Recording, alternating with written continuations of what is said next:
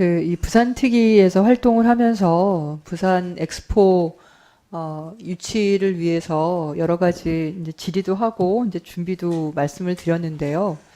제가 마지막 프레젠테이션이나 이런 걸 하는 거 보면서 좀 걱정이 많이 됐었습니다. 왜냐하면 우리가 보통 스포츠 대회를 유치하는 게 아니거든요. 보통 스포츠 대회를 유치하려면 그냥 호감 정도만 있어도 되겠지만 그게 아니라 이건 엑스포입니다. 엑스포라는 건 미래 산업이 어떻게 갈 거고 미래 기술이 어떻게 가는지 그런 스토리텔링이 필요하다. 제가 늘 말씀을 드렸거든요. 부산은 그런 스토리텔링을 할 만한 충분한 역사와 그리고 그런 자원을 가지고 있는 도시다. 고리원전도 있고 그리고 아주 넓은 바다를 끼고 있고 친환경 선박이나 해상풍력이나 그리고 고려원전 1호기를 폐쇄한 그거 우리 정부가 아닙니다.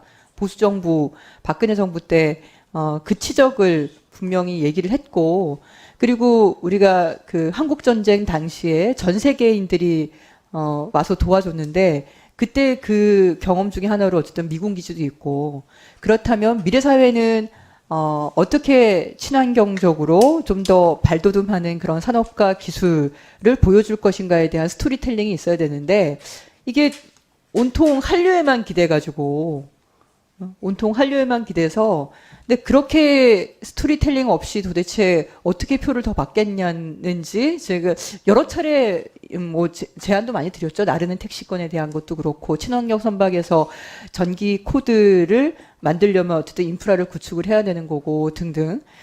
근데 사우디는 어쨌든 석유로 번 그 오일머니를 가지고 석유 없는 사회를 사실은 보여주려고 했던 거 아닙니까? 100% 순환 경제되고 재생에너지로 꾸려가는 그런 미래의 비전을 보여주니까 그 스토리텔링이 되는 거죠.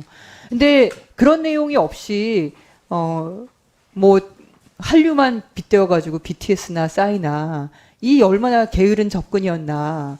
사실 이런 평가를 제대로 해야만 지금 부산에서는 그 다음에 엑스포도 지금 도전한다고 그러지 않습니까? 이걸로 끝나는 게 아니거든요.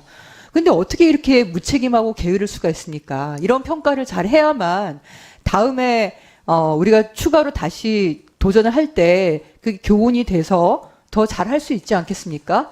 그런데 돈은 그렇게 써놓고 어떤 영업사원이 자기가 쓴 비용에 대해서 정산도 하지 않은 겁니다. 정산도 하고 평가도 하고 그거에 대해서 그 표가 29표밖에 안 나왔다고 하는 거에 대해서 도대체 뭘 잘못해서 그런 건지 해야지 그 다음 단계로 나갈 수 있지 않습니까? 그게 국가 기본적인 시스템이고 그리고 국회의원은 국민의 대표라고 하는 역할로 나와 있습니다. 국민들이 궁금해하지 않습니까? 왜 그거밖에 못했는지. 문재인 정부 때 그때 평가한 게 30표는 들어올 수 있다라는 평가 아니었습니까? 근데 한 표를 더 깎아먹었어요. 제가 알기로는 5,744억 원 썼습니다. 부산 엑스포 유치하느라고.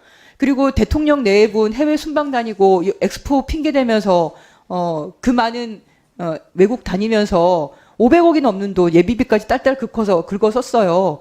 그게 어떤 성과가 있었는지 국민께 보고를 해야 되지 않습니까?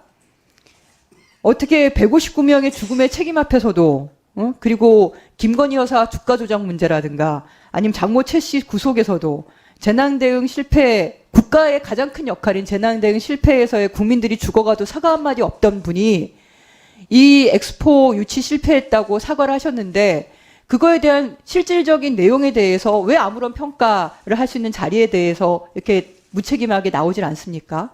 여당은 도대체 이 무책임함에 대해서 어떤 책임을 지시려고 합니까? 예. 피하면은 국민들이 있습니까?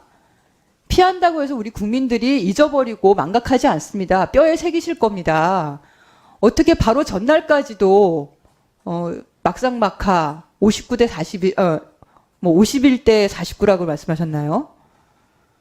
근데 그 29표 받을 거 그것도 제대로 파악 못한 게 이게 국가의 시스템이 제대로 굴러가는 겁니까? 저는 패배한 것도 문제라고 생각하지만 사실 표 계산을 제대로 못했다. 홍보를 했으면 그게 얼마 정도의 표가 들어오는지에 대한 정보력도 꽝이고 외교력도 꽝이고 평가 능력도 없고 그러면 도대체 국가의 신인도가 어디가 있겠습니까? 예. 이것만 말씀드리는데요. 여기에 대해서 그러니까 책임지지 않고 평가받지 않은 것도 문제지만 국가의 신인도 문제도 전 있다고 생각합니다. 그러면 이렇게밖에 안 될 걸 가지고 바로 직전까지 49대 51을 얘기했다고 하면 그게 둘 중에 하나인 거죠. 거짓이거나 속였거나 아니면 정말 무능하거나. 근데 속인 것도 문제지만 무능한 건 더 문제입니다. 나라가 어떤 조사를 하고 그리고 활동을 하고 거기에 대해서 평가를 해서 몇 표 정도는 들어오겠다 이렇게 한 것은 저는 그 정도의 책임이 있기 때문에 가능하다고 생각을 하는데요. 우리 운명을 우리 국민의 운명을 과연 이렇게 무능한 집단에게 맡길 수 있는 거냐. 그럼 어떤 국가가 말을 했을 때 이 약속을 하겠다 이렇게 앞으로 하겠다 지금 상황이 어떻다고 말할 때 그걸 우리가 믿을 수 있겠냐라는 생각이 드는 거죠. 그래서 이번 평가는 철저하게 하지 않으면 두고두고 그 신뢰의 추락이 있을 수밖에 없고 국가 전체의 신인뿐만이 아니라 우리 국내에서의 어떠한 정책도 저는 씨알이 먹히지 않을 거라고 생각합니다. 그래서 다음에 다시 이 회의를 열더라도 꼭 그 평가는 있어야 된다. 왜냐하면 우리는 포기하지 않았거든요. 부산 다시 도전할 거 아닙니까? 그런 자리가 꼭 있기를 바랍니다. 감사합니다. 네, 수고하셨습니다.